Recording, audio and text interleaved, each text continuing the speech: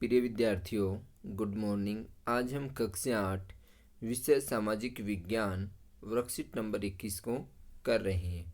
प्यारे बच्चों, आज का हमारा पाठ है जब जनता बगावत करती है। और उस ज़माने में लोग अंग्रेजी शासन के बारे में क्या क्या बातें करते थे, क्या क्या सोचते थे। तो जनता की नज़र में उनके बारे में क्या राय थी, उसके बारे में हम जानेंगे। प्यारे बच्चों, यहाँ पर दो स्रोत दिए गए हैं। प्रथम स्रोत है 84 नियमों की सूची।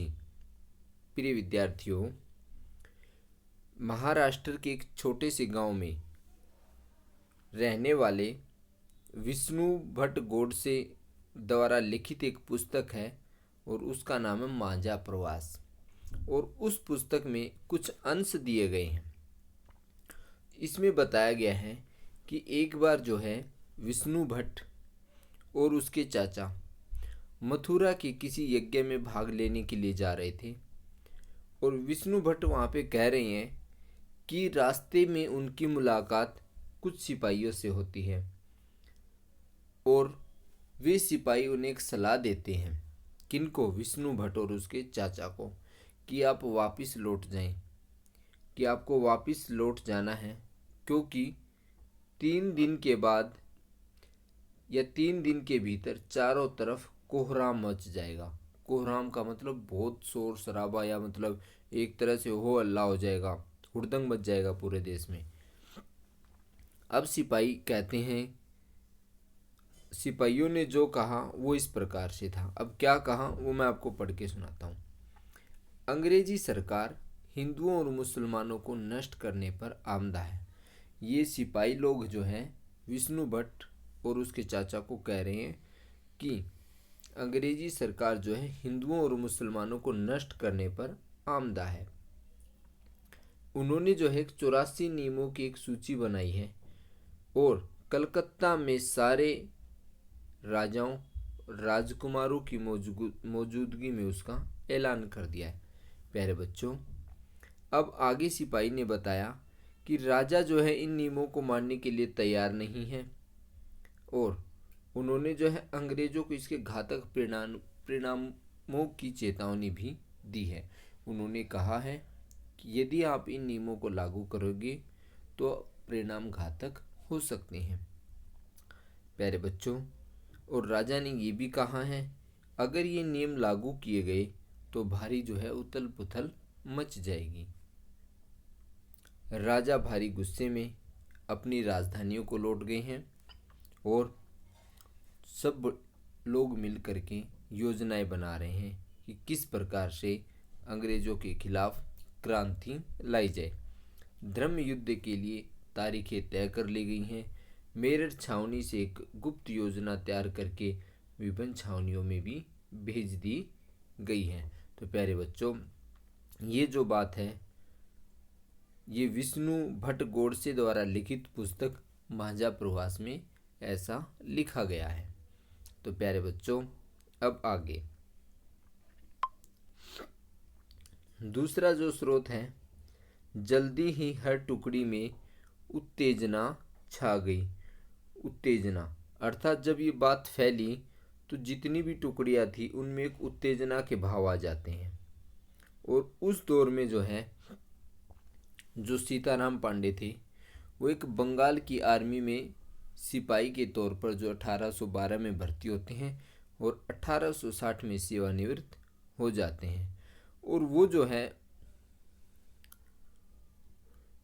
उन्होंने क्या किया था, बगावत को दबाने में अंग्रेजों की मदद की। और उनका जो बेटा था वो भी जो है विद्रोहियों के साथ था, और जो विद्रोह कर रहे थे जो लोग उनके साथ था। किसका बेटा? सीताराम पांडे जी का बेटा। और अंग्रेजों ने क्या किया था, जो सीताराम जी थे उनकी आंखों के सामने ही उसके बेटे को मार दिया था। अब जब वो सेवानिवृत्त हो जाते हैं तो उनके एक कमान के एक अफसर थे नारगेट। अब नारगेट क्या करते हैं, उन्हें अपने संस्मरण लिखने के लिए प्रेरित करते हैं। कह रहा आप अपने जीवन की जो यादें हैं ना, जो जो आपने देखा अब तक, आप उनको लिखो। संस्मरण मतलब जो जो आपको याद है, स्मरण है, वो आप लिखो। फिर सीताराम ने क्या किया, 1861 में अवधी भाषा जानते थे वो, तो उसमें अपने संस्मरण लिख दिए अवधी भाषा में। अब जब उसने संस्मरण लिख दिए तो उनका जो अफसर था नारगेट, उसने उसका अंग्रेजी में अनुवाद कर दिया और उस अनुवाद को नाम दिया फ्रॉम सिपाही टू सूबेदार, अर्थात सिपाही से सूबेदार के पद पर पहुंचना। और उसने इसे जो है सिपाही से सूबेदार तक के नाम से ही प्रकाशित करवाया। प्यारे बच्चों, अब इसमें जो है सीताराम पांडे के संस्मरणों का एक अंश इस प्रकार से है। वो अंश क्या है कि जो अवध पर हुए कब्जे से, जो अवध प्रदेश था उस पर हुए कब्जे से सिपाहियों के भीतर जो है गहरा जो है अविश्वास भर गया था प्यारे बच्चों। और वे जो उस समय सरकार थी ब्रिटिश सरकार, उसके खिलाफ साजिशें रचने लगे थे। जो अवध के नवाब और दिल्ली के बादशाह के नुमाइंदों को सेना की नब्ज जानने के लिए पूरे भारत में भेज दिया गया है और उन्होंने सिपाहियों की भावनाओं की भी आवाज़ दे दी। जो अवध के नवाब और दिल्ली के बादशाह के नुमाइंदे थे, और उन्होंने सिपाहियों को एक बात बताई कि विदेशियों ने बादशाह के साथ कितना बड़ा धोखा किया। वे हर सिपाहियों को ये बात बताते हैं कि जो विदेशी कंपनी के लोग हैं, जो ब्रिटिश शासन करने वाले लोग हैं यहाँ पर, उन्होंने जो अवध का नवाब है उस बादशाह के साथ कितना बड़ा धोखा किया है। और उन्होंने जो 1000 झूठ गढ़ डाले। जो नुमाइंदे थे अवध के नवाब के और दिल्ली के नवाब के, बहुत से झूठ गढ़ डालते हैं। वे जो है सिपाही और अपने मालिकों के और अंग्रेजों के खिलाफ बगावत करने के लिए उकसाते हुए, सब सिपाहियों को उकसा देते हुए, जो नुमाइंदे जो भेज रखे थे उन्होंने सबको उकसाने का काम करते हैं। और वे उनका मकसद क्या था, उनका मेन उद्देश्य था कि दिल्ली में जो है बादशाह को दोबारा गद्दी पर बैठाया जाना। और वो बार बार एक ही बात कहते थे, कह रहे यदि सारे सिपाही मिलके काम करें, इन सुझावों पे अमल करें तो सेना ऐसा कर सकती। कह रहे मिलके करो सारे काम जो करना है।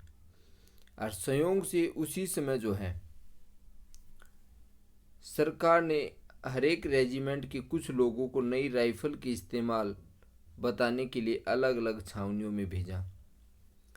और इन लोगों ने कुछ समय तक सिपाहियों को प्रशिक्षण भी दिया। तो प्यारे बच्चों, उसी समय एक बात और फैल गई कि इन राइफलों में इस्तेमाल होने वाले कारतूसों पर गाय और सूअर की चर्बी का लेप चढ़ाया गया, जो कारतूस है उन पर। और जो रेजिमेंट के दूसरे लोग थे उन्होंने क्या किया, फिर सबको लिख लिख करके बात बतानी चालू कर दी कि जो प्रशिक्षण ले रहे हैं, जो नई राइफल यूज़ कर रहे हैं, उन राइफलों में यूज होने वाले जो कारतूस वगैरह हैं उन पे जो है गाय और सूअर की चर्बी लगी हुई है। तो इससे क्या, सारी रेजिमेंटों में एक उत्तेजना का माहौल फैल गया। सब उत्तेजित हो गए सारे सैनिक। और कुछ लोगों ने तो ये तक कहा कि भाई 40 साल हो गए मैं सरकारी नौकरी करते हुए, मगर मजहब मतलब हमारे धर्म को किसी ने इस प्रकार की चोट नहीं पहुंचाई और नहीं कुछ ऐसा किया। और वो सारे सिपाही पहले से एक तो गुस्से में थे ही, जो अवध के नवाब पर जो अत्याचार हुआ था उसके कारण, अब जो इसके कारण जो है और ज़्यादा गुस्से में हो गए। अब कुछ लोगों ने ये भी कहानी गढ़ दी कि अंग्रेज़ों ने ना, अंग्रेज जो है सबको ईसाई बनाना चाहते हैं, इसलिए उन्होंने इस प्रकार के कारतूस तैयार किए हैं ताकि उन्हें इस्तेमाल करने से जो है मुसलमान और हिंदू दोनों का धर्म भ्रष्ट हो जाए और जो है वो बाद में धीरे धीरे ईसाई धर्म अपना लें। फिर जो कर्नल साहब थे वो भी यही कह रहे थे और उनकी बेचैनी भी साफ दिखाई दे रही थी कि इस बार भी अपने आप ख़त्म हो जाएगी क्या, ये जो विद्रोह चल रहा है सब। और उन्होंने मुझे घर पर जाने की हिदायत दी। तो प्यारे बच्चों, अब जो हैं आप इसको समझ गए होंगे कि जल्दी ही हर टुकड़े में उत्तेजना छा गई। उत्तेजना कैसे छाई वो भी आपने जान लिया। और जो है 84 नियमों की सूची थी उसके बारे में आपने जान लिया। अब प्यारे बच्चों इसका अभ्यास है कि मांझा प्रवास के अनुसार सिपाहियों ने विष्णु भट्ट और उनके चाचा को लौट जाने को क्यों कहा। प्यारे बच्चों, विष्णु भट्ट और उनके चाचा मथुरा यज्ञ में भाग लेने के लिए जा रहे थे। मथुरा में कोई यज्ञ हो रहा था, उसमें भाग लेने के लिए जा रहे थे। तो रास्ते में सिपाहियों ने वापस जाने के लिए इसलिए कहा क्योंकि 2-3 दिन में पूरे भारत में कोहराम मचने वाला था। प्यारे बच्चों, अब प्रश्न नंबर 2। सीताराम पांडे कौन थे? उन्हें संस्मरण लिखने के लिए किसने प्रेरित किया? तो प्यारे बच्चों, सीताराम पांडे जो है बंगाल आर्मी में एक सिपाही थे और उन्हें जो है संस्मरण लिखने के लिए उनके कमान ऑफिसर नारगेट ने संस्मरण लिखने के लिए प्रेरित किया। तो प्यारे बच्चों, अब हमारा प्रश्न नंबर 3 है। अंग्रेज फौज के भारतीय सिपाहियों में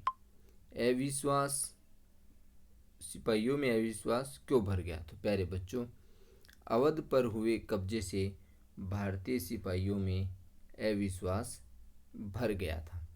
प्रश्न नंबर 4 है, इतिहास को जानने में संस्मरण किस प्रकार सहायक हो सकता है? तो प्यारे बच्चों, किसी भी व्यक्ति द्वारा लिखे गए संस्मरण में उस समय की राजनीतिक, सामाजिक और भौगोलिक जानकारियाँ मिलती हैं। इन सब जानकारियों के आधार पर उस समय के इतिहास को भी समझ सकते हैं। इसलिए संस्मरण इतिहास को जानने में सहायक है।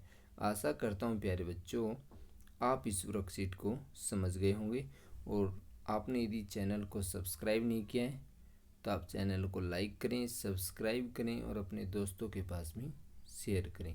धन्यवाद।